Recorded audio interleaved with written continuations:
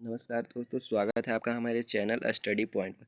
दोस्तों, आज हम कक्षा 9 के अध्याय 2 जिसका नाम है यूरोप में समाजवाद एवं रूसी क्रांति उसको करेंगे। दोस्तों, अगर आप चाहते हैं कि आप इस चैप्टर को बिल्कुल अच्छी तरह से समझ लें तो इस वीडियो को पूरा देखिए बिना स्किप किए हुए। चलिए स्टार्ट करते हैं।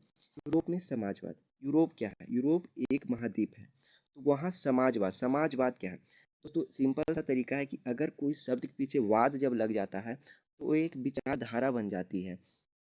जैसे आपने सुना होगा अहिंसावादी, हिंसावादी। तो अहिंसा एक शब्द है, लेकिन जब उसके पीछे वादी लगा दिया जाता है, वाद लगा दिया, तो वो जो है एक तरह से कह सकते हैं वो एक विचारधारा बन जाती है। तो उसी प्रकार जो यूरोप में समाजवाद एवं रूसी क्रांति के बारे में हम इस यहाँ पढ़ेंगे।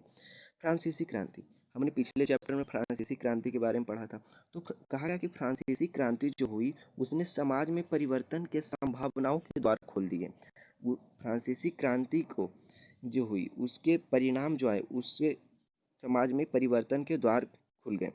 इन्हीं संभावनाओं को मूर्त रूप देने के लिए कहा गया कि इन्हीं संभावनाओं को जो मूर्त रूप देने के यानी कि आकार प्राप्त देने के लिए तीन अलग अलग विचारधाराओं का विकास हुआ। तीन अलग अलग विचारधाराओं का विकास हुआ। पहला है उदारवादी, रूढ़िवादी और परिवर्तनवादी। ये तीन विचारधाराएं हैं जिनका विकास हुआ।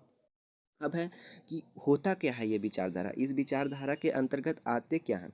तो हम पढ़ेंगे पहले रूढ़िवादी विचारधारा के बारे में। दोस्तों, हम अब रूढ़िवादी पढ़ेंगे, ध्यान दीजिएगा। उदारवादी और परिवर्तनवादी जो रूढ़िवादी लोग थे उनका वो जो थे उदारवादियों और परिवर्तनवादियों के कट्टर विरोधी थे। उनका वो दूसरा मानते थे कि अतीत का सम्मान किया जाए। उनका कहना था कि भाई जो हमारा इतिहास है उसका सम्मान किया जाए। और कहते थे कि बदलाव की प्रक्रिया धीमी हो। वो कहते थे कि बदलाव हो, ये नहीं कहते थे कि बदलाव ना हो।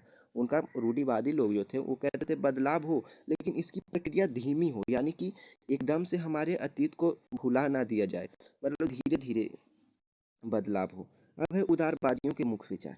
उदारवादियों के मुख्य विचार में पढ़ेंगे कि सभी उनका मानना था कि सभी धर्मों का आदर एवं सम्मान हो। जो उदारवादी लोग थे वो कहते थे कि सभी धर्म, जितने भी धर्म है, सबका आदर एवं सम्मान हो। और दूसरा उनका मानना था कि अनियंत्रित सत्ता के विरोधी। अनियंत्रित सत्ता, यहाँ पर एक शब्द है अनियंत्रित, यानी कि जिस पर किसी का नियंत्रण ना हो। ऐसी सत्ता, ऐसा राज्य, ऐसी सत्ता जिस पर किसी का नियंत्रण ना हो, यानी कि अनियंत्रित। तो अनियंत्रित सत्ता के विरोधी थे। उनका कहना था कि अनियंत्रित सत्ता नहीं होना। तीसरा, व्यक्ति मात्र के अधिकारों की रक्षा का पक्षधर। कहते थे व्यक्ति मात्र के, जो उदारवादी लोग थे, पहला तो उनका था कि सभी धर्मों का आदर एवं सम्मान। याद रखिएगा, उदारवादी का पहला मुख्य विचार था सभी धर्मों के आदर एवं सम्मान, अनियंत्रित सत्ता के विरोधी। और तीसरा, व्यक्ति मात्र के अधिकारों की रक्षा के पक्षधर, यानी कि अभिव्यक्ति की स्वतंत्रता के अधिकार पक्षधर में थे। चौथा था कि प्रतिनिधित्व पर आधारित निर्वाचित सरकार के पक्ष में। तो उनका कहना था कि जो प्रतिनिधित्व जैसे हमारे देश में ऐसे ही है कि किसी एक क्षेत्र से, जिसको निर्वाचित क्षेत्र कहते हैं, वहाँ से कोई एक सदस्य खड़ा होता है जो वहाँ का प्रतिनिधि कहलाता है। तो उनका भी मानना था कि प्रतिनिधित्व पर आधारित निर्वाचित सरकार हो, यानी कि जिसके पास ज़्यादा प्रतिनिधित्व हो उसी की सरकार हो। एक तरह से उनका कहना था कि जैसे एक तरह से लोकतंत्र के वो जो थे समर्थन में थे। पांचवा कहा है उन्हें कि सार्वभौमिक व्यस्क मताधिकार, यानी कि सबको मताधिकार देने का अधिकार हो। सार्वभौमिक का यही होता है कि सभी को। तो सार्वभौमिक व्यस्क मताधिकार के स्थान पर संपत्ति धारकों को वोट के आधार के पक्ष में थे। उनका कहना था कि सार्वभौमिक व्यस्क मताधिकार, यानी कि जो सबको अधिकार होता है देने का, वो नहीं हो। संपत्ति धारकों, यानी कि जिनके पास सिर्फ संपत्ति है उन्हीं को वोट देने का अधिकार हो। उदारवादी का जो कहते थे कि प्रतिनिधि पर निर्वाचित सरकार हो, उनका ये मानना था, लेकिन वो कहते थे कि सबको वोट देने का अधिकार नहीं हो, सिर्फ जिनके पास संपत्ति है उन्हीं को वोट देने का अधिकार हो। अब पढ़ेंगे परिवर्तनवादियों के मुख्य विचार।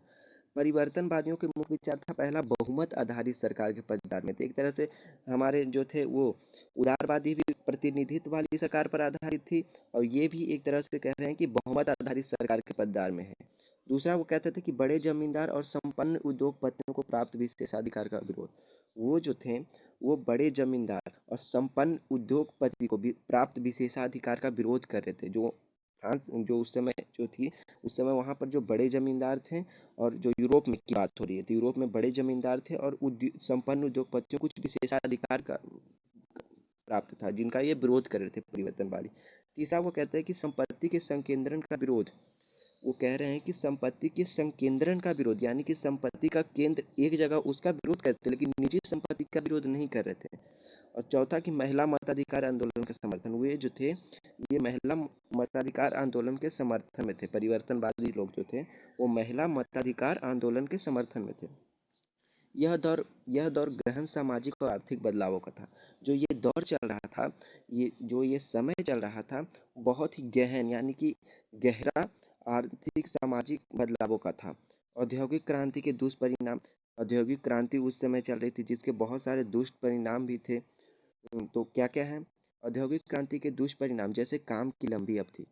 औद्योगिक क्रांति के जो परिणाम, जो एक तरह से कह सकते हैं, इसका हर किसी का दो परिणाम होता है, एक अच्छा होता है, एक खराब। तो इसके जो खराब परिणाम थे, उसका पहला था काम की लंबी अवधि। काम की बहुत ही ज़्यादा अवधि थी, कम मजदूरी, और काम ज़्यादा कराया जाता था, मजदूरी कम मिलती थी, बेरोजगारी थी उस समय, आवास की कमी थी, यानी कि घर की कमी थी, साफ सफाई की व्यवस्था ने लोगों को इस बात पर सोचने पर विवश कर दिया। और जो था वो साफ सफाई को की भी व्यवस्था बहुत ही खराब थी, जिससे लोगों को इस सब पर सोचने के लिए विवश होना पड़ा। अब है समाजवादियों के मुख्य विचार। अब यहाँ पर एक और विचारधारा आती है समाजवादी। समाजवादी नाम समझ, नाम से ही आपको बहुत सारी चीज़ें पता चल जाएगी। समाजवादी यानी कि वो, हम समाजवादी, नाम ही ऐसा है कि यानी कि वो लोग समाज को एक साथ लेकर चलने वाले थे, इसीलिए इनका समाजवादी कहा गया है। तो इनके मुख्य विचार क्या था? निजी संपत्ति के विरोध। ये जो थे निजी संपत्ति के विरोध में थे। ये कहते थे कि सबके पास, किसी के पास निजी संपत्ति ना हो, यानी कि जो है किसी का अपनी संपत्ति ना हो। सामूहिक समुदाय की रचना। इनका मानना था कि निजी संपत्ति ना और सामूहिक समुदाय, यानी कि समूह, एक बहुत बड़े समूह में समुदाय की रचना कीजिए। ये किसने कहा था? रॉबर्ट ओवेन ने कहा था ये बात। अब है कि सरकार द्वारा सामूहिक उद्यमों को बढ़ावा। इनका जो समाजवादी लोग थे, ये कहते थे कि सरकार को सामूहिक उद्यमों को बढ़ावा देना चाहिए। ये किसने कहा था? लुई ब्लॉक ने कहा था। सारी संपत्ति पर पूरे समाज का नियंत्रण। उनका कहना था, हम सबसे पहले वो कहते थे निजी संपत्ति के विरोध में थे, तो उनका ये कहना था कि सारी संपत्ति पर जो है वो पूरे समाज का नियंत्रण हो, किसी एक का नियंत्रण नहीं हो, उस पर पूरे समाज का नियंत्रण एवं स्वामित्व, एवं समाज का नियंत्रण एवं उनके स्वामित्व, यानी कि सब उनके स्वामी हो। ये बात कही थी कार्ल मार्क्स और फ्रेडरिक एंगेल्स। 1870 के दशक आते आते 1870 के दशक आते आते समाजवादी विचार पूरे यूरोप में फैल चुका था। 1870 का दशक आते आते समाजवादी विचार जो है, अभी हम इसी विचार के बारे में ऊपर पढ़ रहे थे कि ये लोग निजी संपत्ति के विरोध में थे, सरकार द्वारा सामूहिक उद्यमों को बढ़ावा देने की बात कर रहे थे, सारी संपत्ति पूरे समाज में बांटने की बात कर रहे थे। तो जो 1870 का दशक आते आते पूरे यूरोप में जो है यही विचारधारा फैल गई। कौन सी विचारधारा? समाजवादी विचारधारा। फरवरी 1917 फरवरी 1917 में राजशाही के पतन से लेकर अक्टूबर 1917 में रूस में सत्ता पर समाजवादियों के कब्जे तक की घटनाओं को रूसी क्रांति कहा जाता है। ये मोस्ट है। रूसी क्रांति कहा किसे जाता है? रूसी क्रांति बोल तो थे, लेकिन रूसी क्रांति कहा किसे जाता है? तो इसमें फरवरी 1917, यानी कि फरवरी 1917 में राजशाही के पतन, यानी कि राजशाही के विनाश, पतन का अर्थ यही होता है विनाश। तो राजशाही के पतन से लेकर अक्टूबर 1917, यानी कि फरवरी से लेकर अक्टूबर 1917 में रूस की सत्ता पर समाजवादियों के कब्जे तक की, वहाँ एक निरंकुश राजाशाही था जिस पर समाजवादियों के कब्जे तक की घटनाएं जो है, इन्हीं को रूसी क्रांति कहा जाता है। रूसी समाज। अब हम पढ़ेंगे रूसी समाज के बारे में कि रूस का समाज किस प्रकार था उस समय। तो 20वीं सदी की शुरुआत में, यानी कि 20वीं सदी की शुरुआत में रूस की लगभग 85% जनता खेती पर निर्भर थी। जो रूस की 85% जनता थी, यानी कि 100 में से जो 85% जनता थी वो खेती पर ही निर्भर थी। उनका मुख्य व्यवसाय खेती करना ही था। दूसरा, कारखाने उद्योगपतियों की निजी संपत्ति थी, और जो कारखाने थी वहाँ की, वो उद्योगपतियों की निजी संपत्ति थी, यानी कि उनका एक तरह से कह सकते हैं उनका खुद का था। उस पर समाज का नियंत्रण नहीं था या फिर सरकार का नियंत्रण नहीं था, ये उद्योगपति की थी, उस पर सारा नियंत्रण उन्हीं का था। तो उनकी निजी संपत्ति थी जहाँ काम की दशाएं बेहद खराब थी, और वो जो कारखाना था वह काम की दशाएं बेहद ही खराब थी। यहाँ के किसान समय समय पर सारी जमीन अपने कम्यून को सौंप देते थे, और जो यहाँ के किसान थे वे समय समय पर सारी जमीन जो है अपने कम्यून कम्यून एक तरह से कह सकते हैं, जमींदार कह सकते हैं या फिर लीडर कह सकते हैं, उनको सौंप देते थे। और फिर कम्यून जो फिर कॉम्यून होता था जिसको मीर कहते हैं, वो परिवार की ज़रूरत के हिसाब से किसानों को ज़मीन बांटता था। और फिर वो कॉम्यून जो है वो देखता था कि किस परिवार में कितने सदस्य हैं और इसके अनुसार उन्हें कितनी ज़मीन की आवश्यकता है, उसी हिसाब से वो ज़मीन को बांटता था। रूस में एक निरंकुश राजशाही था। रूस में जो था उस समय, रूस में जो था, किस समय की बात हो रही है, 20वीं सदी की शुरुआत की बात हो रही है। तो 20वीं सदी की शुरुआत में जो है रूस में एक निरंकुश राजशाही था। निरंकुश यानी कि जिस पर कोई अंकुश ना हो, तो वैसा राजशाही था। 1904 ईस्वी में, जब 1904 ईस्वी में ज़रूरी चीज़ों की कीमतें तेज़ी से बढ़ने लगी, तो मजदूर संगठन भी बनने लगे। तो उस समय जब ज़रूरी कीमतों की चीज़ें बहुत तेज़ी से बढ़ने लगी, किस समय, 1904 ईस्वी में, तो बहुत सारे मजदूर संगठन भी सामने आए जो बने। और किस लिए? क्योंकि वो मजदूरी की स्थिति में सुधार चाहते थे, इसीलिए बहुत सारे मजदूर संगठन बने। इसी दौरान पादरी गौपन, इसी दौरान जो है एक पादरी गौपन, ये महत्वपूर्ण टॉपिक है। पादरी गौपन के नेतृत्व में मजदूर के जुलूस पर जार के महल से, जो जार था वहाँ का राजा था, czar czar Nicholas, czar Nicholas two, तो मजदूर के जुलूस पर जार के महल से सैनिकों ने हमला बोल दिया। जो इसी दौरान मजदूर का एक जुलूस निकल रहा था जिसके लीडर कौन थे, पादरी गौपन थे। तो उनके महल पे जो है वो जार के सैनिक ने जो है हमला कर दिया उनके जुलूस पर। तो इस घटना में 100 से ज़्यादा मजदूर मारे गए। ये जो घटना घटी उसमें 100 से ज़्यादा मजदूर मारे गए और लगभग 300 घायल हुए, और लगभग जो 300 मजदूर है वो घायल हो गए। इतिहास में इस घटना को खूनी रविवार का नाम दिया जाता है, और इतिहास में इसी घटना को जो है खूनी रविवार का नाम से याद किया जाता है। खूनी रविवार आप लोगों ने सुना होगा, तो इसी घटना को खूनी रविवार कहते हैं, जब पादरी गौपन के नेतृत्व में मजदूर का जुलूस निकला और जो है जार के महल से सैनिकों ने उस पर हमला बोल दिया। यानी कि वो जुलूस किस दिन निकला होगा? सिंपल सी बात है, खूनी रविवार, यानी कि रविवार का दिन होगा ये। 1905 की क्रांति की शुरुआत इसी घटना से हुई, और जो 1905 की क्रांति है उसकी शुरुआत भी इसी घटना से हुई। आपसे पूछ लिया जाए कि 1905 की क्रांति की शुरुआत किस घटना से हुई, था हमने जो ऊपर पढ़ा कि पादरी गौपन के नेतृत्व में मजदूर के जुलूस पर जार के महल से सैनिकों ने हमला बोल दिया, जिसमें 100 से ज़्यादा मजदूर मारे गए और 300 से घायल हो गए। इसी घटना को खूनी रविवार के नाम से याद किया जाता है। 1905 की क्रांति की शुरुआत इसी घटना से हुई। सारे देश में हड़तालें होने लगी। यहाँ पर एक शब्द है उड़ताल, लिखा गया है, गलत है, हड़तालें होंगी यहाँ पर। तो सारे देश में जो है वो हड़तालें होने लगी। विश्वविद्यालय बंद हो गए, और जो विश्वविद्यालय थे वो बंद हो गए। वकील, डॉक्टर, इंजीनियर और अन्य मध्यम वर्गीय कामगार में संविधान सभा के गठन की मांग करने लगे। और जो वकील थे, डॉक्टर थे, इंजीनियर थे और अन्य भी जो मध्य वर्गीय कामगार थे, उन्होंने कहा कि भाई हमें संविधान सभा का गठन करो। संविधान सभा, आपके मन में आएगा कि संविधान सभा का गठन क्यों? तो संविधान सभा का अर्थ है कि एक ऐसी जो है सभा जिसमें जो है वो एक लिखित कानून बने और उसी के अनुसार राजा काम करे, उससे बाहर, उससे अपने मन से कुछ ना करे, वो सारे काम उसमें लिखे रहें जो जिसके अंतर्गत राजा को करना है। तो उनकी मांग करने लगे, और इसी मांग करते हुए यूनियन ऑफ यूनियन की संस्थापना कर ली। और यही मांग करते हुए जो मजदूर थे उन्होंने एक संगठन की स्थापना की जिसका नाम था यूनियन ऑफ यूनियन। जार एक निर्वाचित परामर्शदाता संसद के गठन पर सहमत हुआ, और इन सब हड़तालों को देखकर जार भी डर गया। तो उसने भी एक निर्वाचित परामर्शदाता, यानी कि एक निर्वाचित परामर्शदाता जो उनको परामर्श दे सके, परामर्शदाता संसद, उसको क्या कहते थे, ड्यूमा, ड्यूमा के गठन पर सहमत हुआ।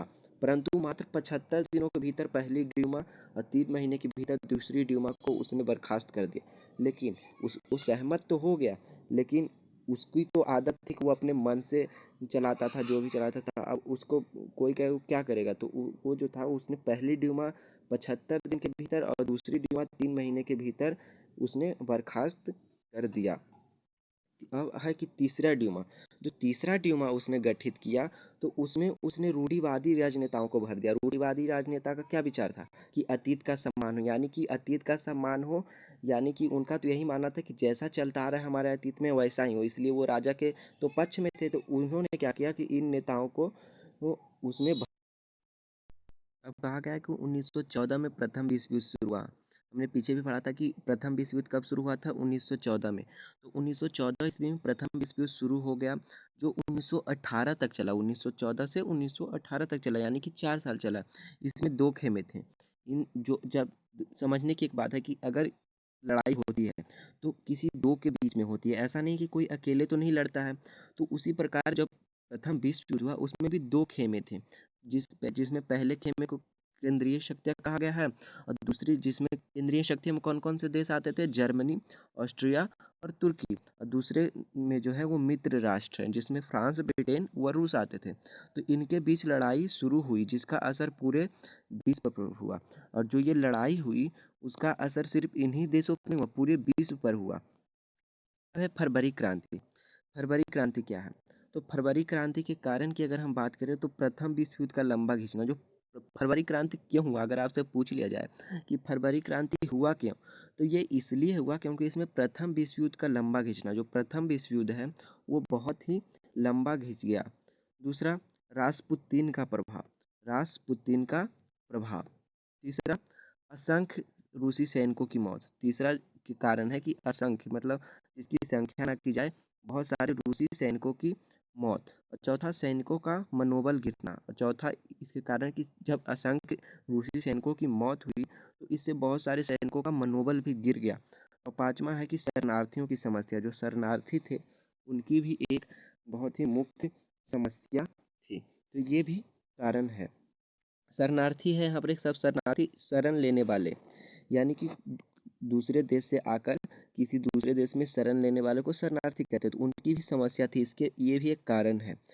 छठा है खाद्यान्न की कमी। खाद्यान्न की कमी यानी कि जो भोजन है उसकी कमी, अन्न की कमी। और चौथा, सातवां है उद्योगों का बंद होना। उद्योग बंद हो गए थे, हमने पीछे पढ़ा था कि जो उद्योग है उन वो बहुत सारे उद्योग बंद हो गए थे, इस ये भी एक कारण है। अब है कि ये जो हुआ इसमें घटनाएं क्या क्या घटी, ये तो हमने कारण पढ़ी। अब है कि हम इसमें घटनाएं क्या क्या घटी। तो पहला है कि 22 फरवरी को फैक्ट्री में तालाबंदी हुई। जो 22 फरवरी है उसमें फैक्ट्री में तालाबंदी हुई, और 50 अन्य फैक्ट्री के मजदूर भी हड़ताल पर चले गए। 50 अन्य फैक्ट्री के भी मजदूर हैं वो भी हड़ताल पर चले गए। हड़ताली मजदूर द्वारा सरकारी इमारतों का घेराव, और जो हड़ताल पे मजदूर गए थे उन्होंने सरकारी जो इमारत थी उसका घेराव कर लिया। राजा द्वारा कर्फ्यू लगाना, और राजा ने जो है वो कर्फ्यू लगा दिए, ये घटना हुई। उसके बाद हुई कि 25 फरवरी को ड्यूमा को बर्खास्त कर दिया गया। 25 फरवरी को जो है वो ड्यूमा यानी कि जो वहाँ की परामर्शदाता संसद थी जिसको ड्यूमा कहा जाता था उसको बर्खास्त कर दिया। और 27 फरवरी को प्रदर्शनकारियों ने सरकारी इमारत पर कब्जा कर लिया। जो 27 फरवरी है उस समय जो प्रदर्शनकारी था उसने सरकारी इमारतों पर कब्जा कर लिया। सिपाही एवं मजदूर संगठन सोवियत का गठन, सिपाही एवं मजदूर के संगठन जिसका नाम क्या था, सोवियत, उसका गठन हुआ। ये घटना घटी। और सैनिक कमांडर की सलाह पर जार ने गद्दी छोड़ा, और सैनिक कमांडर की सलाह पर जार ने गद्दी छोड़ दिया 2 मार्च को। कब गद्दी छोड़ा? 2 मार्च को। अब है कि प्रभाव क्या पड़ा, इसका प्रभाव क्या पड़ा, जो फरवरी क्रांति है उसका प्रभाव क्या पड़ा। हमने कारण पढ़ लिया, घटनाएं पढ़ ली, अब हम पढ़ेंगे प्रभाव क्या पड़ा।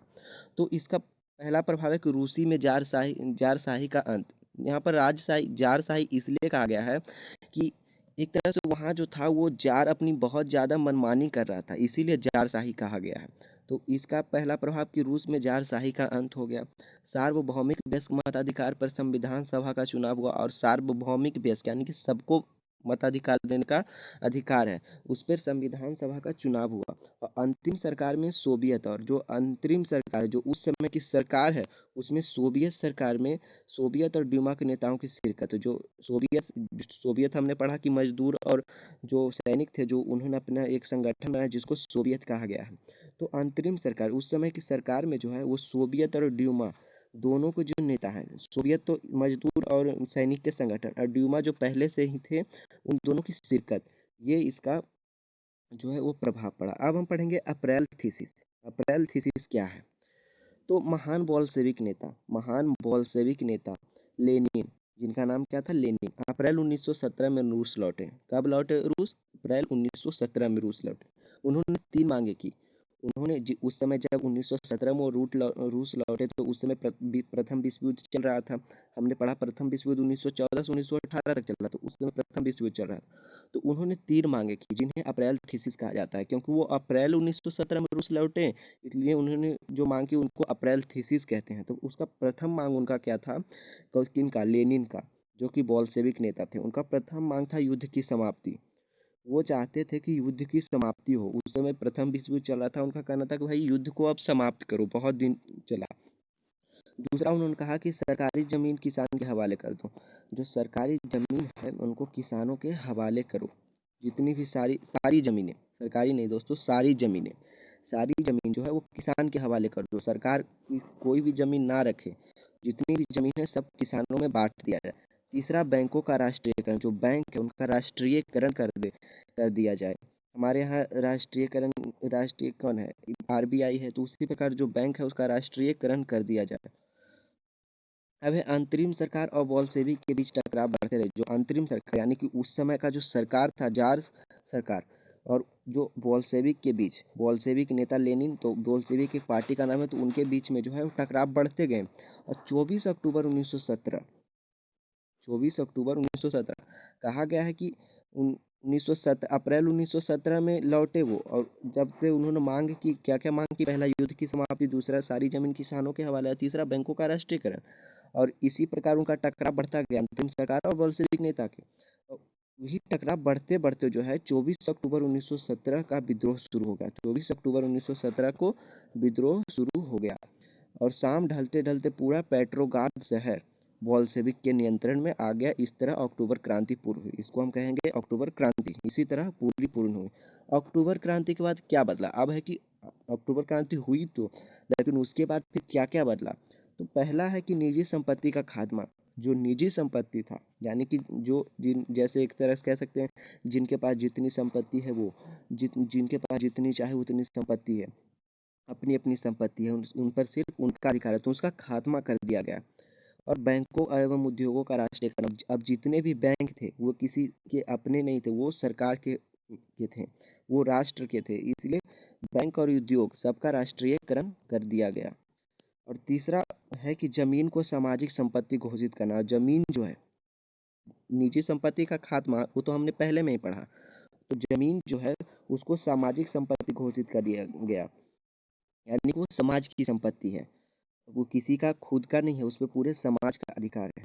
चौथा, अभिजात्य वर्ग की पुरानी पदवियों पर रोक। जो अभिजात्य वर्ग थे, यानी कि जैसे एक पदवियां होती थी कि जमींदार का बेटा जमींदार बनेगा, उसके बाद राजा का बेटा, तो इन सब पर रोक लगा दी गई। रूस एक दलीय व्यवस्था वाला देश बन गया, यानी कि रूस जो है अब वहाँ किसी एक का शासन नहीं था, वहाँ एक दल थी, यानी कि एक संसद थी, ऐसी एक व्यवस्था थी, उसका देश बन गया रूस। और जीवन के हर एक क्षेत्र में सेंसरशिप लागू हो गया। जीवन के हर एक क्षेत्र में एक सेंसरशिप लागू हो गया। और गृह युद्ध का आरंभ हो गया। वहीं से जो है अक्टूबर क्रांति के बाद ही गृह युद्ध का आरंभ हुआ। अब है कि गृह युद्ध होता क्या है, आप लोग, गृह युद्ध हमने कह तो देखा, गृह युद्ध होता क्या है? तो गृह युद्ध क्रांति के पश्चात रूसी समाज में 3 मुख्य समूह बने। जो गृह युद्ध है, तो क्रांति के पश्चात जो क्रांति हुई उसके बाद रूसी समाज में 3 मुख्य समूह बन गए। वॉल्शेविक वॉल्शेविक जिसके बारे में हम पढ़ रहे थे, जिन्होंने पूरा शहर पे कब्जा कर लिया, तो वॉल्शेविक जिनको रेड्स कहते थे। सामाजिक क्रांतिकारी जिनको ग्रीन्स कहते थे। और जार समर्थक, और जो जार्स के समर्थक थे, यानी कि जो राजा के समर्थक में थे, उनको वाइट्स कहते थे। यानी कि वॉल्शेविक को रेड, याद रखिएगा, वॉल्शेविक को रेड, सामाजिक ग्रीन, और जार के वाइट्स, इनके मध्य गृह युद्ध शुरू हुआ। इनके मध्य जो है वो गृह युद्ध शुरू होगा। ग्रीन्स और वाइट्स को, जो ग्रीन्स और वाइट यानी कि सामाजिक क्रांतिकारी और जार समर्थक को, फ्रांस और अमेरिका और ब्रिटेन का भी साथ मिल गया। यानी कि ग्रीन्स किसको कहते थे, सामाजिक क्रांतिकारी को, और जार समर्थक वाइट्स, तो इन दोनों को जो है फ्रांस और अमेरिका और ब्रिटेन का भी समर्थन मिलने लगा, क्योंकि समाजवादी के सशंकित थे, क्योंकि समाजवादियों से सशंकित थे। यहीं पर ये चैप्टर समाप्त होता है। अगर आपको अच्छा लगा तो लाइक एवं सब्सक्राइब करना ना भूलें। Thank you.